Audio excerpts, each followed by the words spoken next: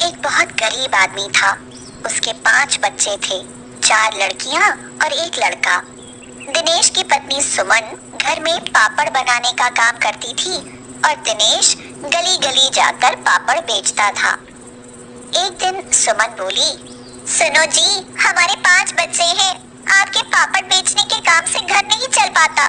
जितना कमाते हो रोज घर में खर्च हो जाता है। इस तरह तो बच्चों के भविष्य के लिए कुछ नहीं जोड़ पाएंगे। आप कुछ और काम क्यों नहीं करते जिसमें मेहनत कम हो और आमदनी ज्यादा हो? सुमन, पूरे दिन गलियों में घूमता हूँ, जब जाकर कहीं 100-200 रुपए कमाता हूँ। तुम ही बताओ और क्या करूँ? एक दिन सुमन पापड़ बना रही थी। छोटी बेटी निम्मी ने छोटा सा पापड़ बनाने की जिद करी। उसकी जिद पर सुमन ने बिल्कुल छोटे छोटे पापड़ बेल दिए। फिर मिनी ने उन्हें तलने के लिए कहा। सुमन ने अपनी बड़ी बेटी चारू से कहा, चारू, मैं पापड़ बना रही हूँ, तू इसे तल कर दे दे। चारू ने जब वो पापड़ तले तो वो पानी पूरी की तरह फूल गए। खुशी से उछलती हुई आई और बोली, मम्मी देखो पानी पूरी, मुझे पानी भी चाहिए, मुझे पानी पूरी खाने हैं। चारू ने उसका मन रखने के लिए घर के कुछ मसाले उसे पानी में मिलाकर दे दिए, जिससे वह खुश हो गई और पानी पूरी खाने लगी। सुमन उसको देखकर सोचने लगी, क्यों ना मैं घर में पानी पूरी बनाऊं और ये बाजार जाकर ठेला लगा ले। इससे उन्हें गली गली घूमना नहीं पड़ेगा और आजकल तो वैसे भी चाट पकौड़ियों पर भीड़ रहती है और पानी पूरी तो सबकी पसंद होती है। पर कुछ दिन पहले ये सब सीखना पड़ेगा। सुमन ने ये बात दिनेश से कही। दिनेश को भी ये काम सही लगा। उन्होंने कई तरह के पानी बनाने सीखे और पानी पूरी बनाना कोई ज्यादा मुश्किल काम भी नहीं था। दिनेश ने पहले दिन पानी पूरी का ठेला लगाया तो उसकी खूब बिक्री हुई। दिनेश बोला, सुमन देखो, आज हमारी 700 रुपए की बिक्री हुई है। पानी पूरी खत्म हो गए, नहीं तो और ज्यादा बिक्री होती। एक काम करते हैं, कल और ज्यादा बनाएंगे, चारू भी थोड़ी मदद कर देगी। सुमन ने कहा, मैं और चारू मिलकर कल और ज्यादा पानी पूरी बनाएंगे। इसी तरह दिनेश की खूब आमदनी होने लगी। दिनेश का एक बहुत अच्छा दोस्त था, मनोज। वह अक्सर दिनेश के पास आकर बैठ जाता था। दिनेश के हाथ में धड़ाधड़ पैसे आते देख उसे भी लालच आने लगा और वह बोला, अरे वाह दिनेश, तेरे तो दिन बदल गए। तेरा पानी पूरी का काम तो चांदी काट रहा है भाई। हाँ मनोज, मेरा काम बहुत अच्छा चल रहा है। सब मेरी पानी पूरी की तारीफ करते हैं। मेरे पास लोग पानी पूरी खाने दूर दूर से आने लगे हैं। यार, पैसों की किल्लत से मेरे घर में रोज लड़ाई रहती है। क्या ये काम तुम मुझे भी बता सकता है? दिनेश बहुत सीधा था। उसने दोस्त को परेशान देखकर उसे पानी पूरी बनाने के सारे तरीके बता दिए।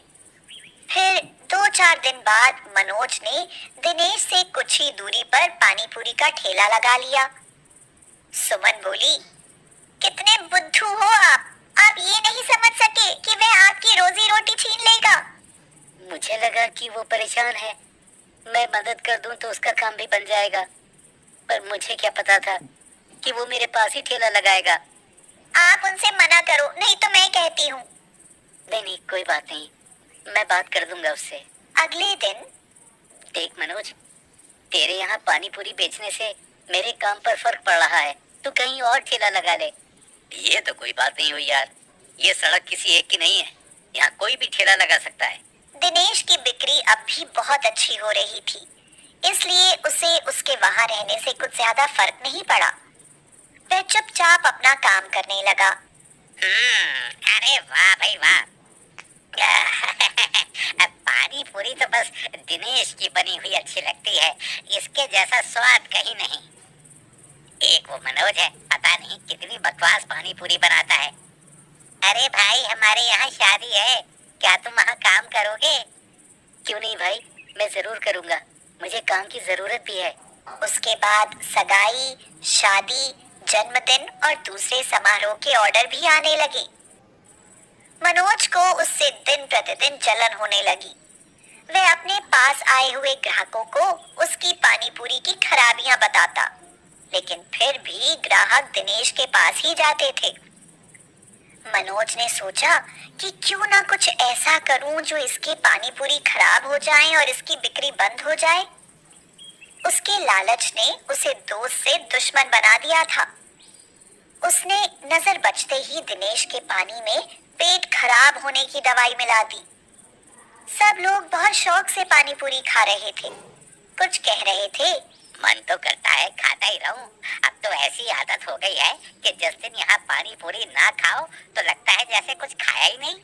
अगले दिन जिसने भी पानी पूरी खाए थे वो सब उल्टी दस्त से परेशान हो गए। मनोज से पता पूछते हुए वो दिनेश के घर आ गए। अरे दिनेश, ए दिनेश, बाहर आ। हमें ये बताओ कि कल तुमने पानी में ऐसा क्या मिलाया था जो सबको ही उल्टी दस्त हो गए? भाइयों, आप लोग कितने समय से पानी पूरी खा रहे हैं? कभी ऐसा हुआ है क्या? हो सकता है कि कोई मसाला मैंने एक्सपायरी डेट का डाल दिया हो। आगे से बहुत ध्यान रखूंगा, माफी चाहता हूँ। ये बात तो ठीक कह रहे हो दिनेश, तुम अच्छे आदमी हो, कभी कुछ मिलावट नहीं करोगे। शायद मसाले में ही गड़बड़ होगी। चलो कोई बात नहीं, आगे से ध्यान रखना। सुनो जी, मैंने सारे मसाले चेक कर लिए हैं, किसी की भी डेट एक्सपायर नहीं है। फिर ये सब कैसे हुआ? हो सकता है कुछ गलती हुई हो। वो लोग भी तो झूठ थोड़ी कह रहे होंगे। उनकी शक्ल बता रही थी कि उनकी तबीयत खराब हुई है। कहीं मनोज ने तो कुछ नहीं किया? आप ठेला छोड़कर कहीं गए तो नहीं थे? हाँ, याद आया, मैं कुछ देर के लिए बर्फ लेने चला गया था। अगले दिन भी मनोज ने चालाकी से उसके पानी में वह दवाई मिला दी। उस दिन भी सभी पानी पूरी खाने वालों को उल्टी और दस्त लग गए। सुमन बोली, सुनो जी, आप कल भी कुछ समय के लिए ठेले से हट जाना। कल पता करते हैं कि ये सब किसने किया है। सुमन थाने गई और पुलिस को सारी बात बताई। इंस्पेक्टर साहब, आप मेरे साथ चलकर मिलावट करने वालों को पकड़ने में मेरी मदद करो। ठीक है, चलो मैं चलता हूँ। इंस्पेक्टर और सुमन एक दुकान के पीछे छिपकर देखने लगे। मनोज, मैं बर्फ लेने जा रहा हूँ, जरा इधर भी देख लेना। हाँ, जाओ, मैं ध्यान रखूंगा। वह हंस रहा था, उसे इसी मौके का इंतजार था। दिनेश के जाते ही उसने दवाई निकाली और पानी पूरी के पानी में मिला दी और हंसते हुए बोला, अब देखना दिनेश, तेरा काम चौपट, और अब तेरे हिस्से की बिक्री भी मैं करने लगूंगा और खूब पैसे कमाऊंगा। जैसे ही वह पीछे मुड़ा तो देखा कि इंस्पेक्टर और सुमन दोनों उसके पीछे खड़े थे। उन्हें देखते ही मनोज डर गया और बोला,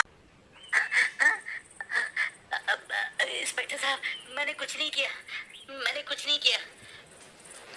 मनोज, वो सब तो इन्होंने अपनी आंखों से देख लिया है। अब जेल जाने की तैयारी करो। दिनेश भी वहां आ गया था। नहीं भाभी, दिनेश भाई, मुझसे गलती हो गई। मैं लालच में अंधा हो गया था। मुझे लगा कि इसका काम बंद करके मैं रातों रात इसकी तरह अमीर बन जाऊंगा। मुझे माफ कर दीजिए इंस्पेक्टर साहब, मुझे माफ कर दीजिए। जानते हो मनोज, तुम्हारे इस लालच की वजह से उन लोगों की जान भी जा सकती थी। रिपोर्ट सुमन ने की है, अब ये जैसा चाहेंगे वैसा ही होगा। मनोज की आंखों में पश्चाताप के आंसू थे। वह दिनेश के पैरों में गिरकर माफी मांगने लगा। बस बस एक मौका दे दे दिनेश, मैं हमेशा ईमानदारी से कमाऊंगा। अगर मैं जेल चला गया तो मेरे बच्चे भूखे मर जाएंगे। ठीक है इंस्पेक्टर साहब, इसे छोड़ दीजिए। मनोज, मेरी एक बात याद रखना, इंसान मेहनत करके ही सब कुछ हासिल कर सकता है, लेकिन लालच हमेशा जुर्म के रास्ते पर ले जाता है। जाओ और कहीं और जाकर मेहनत और ईमानदारी से काम करो। मनोज को पछतावा था। वह वहां से ठेला लेकर चला गया।